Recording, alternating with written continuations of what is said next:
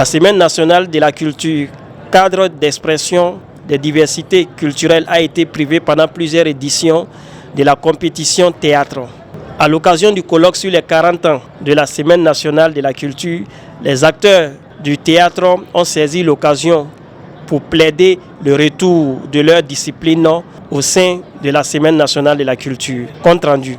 J'avais à charge de faire une communication sur la problématique de la compétition du théâtre au Grand Prix national des arts et des lettres de la Semaine nationale de la culture.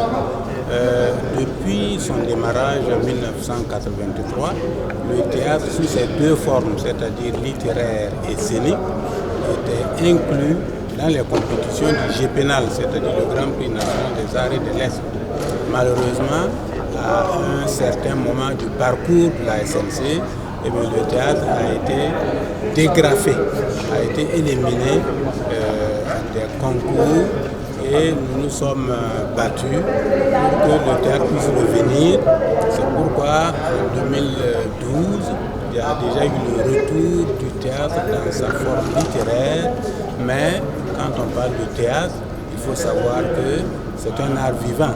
Les gens préfèrent voir le théâtre lorsqu'il est représenté que quand on leur demande d'aller chercher des textes de théâtre pour les lire. Donc nous sommes actuellement en train de plaider au nom de la Fédération nationale du théâtre de Burkina Faso, au nom de tous les acteurs du théâtre dans les 4 coins du Burkina Faso, pour le retour de cette discipline-là qui connaît aujourd'hui un certain printemps, comme je l'ai dit. Il y a énormément de troupes, de compagnies, d'ensembles artistiques qui font du théâtre un peu partout dans le pays. Et ça va être dommage qu'à la rencontre, à la grand-messe de la culture de notre pays, cette discipline qu'est le théâtre-là manque à l'appel. Il y a des critères qui avaient été évoqués à l'époque pour la suppression du théâtre.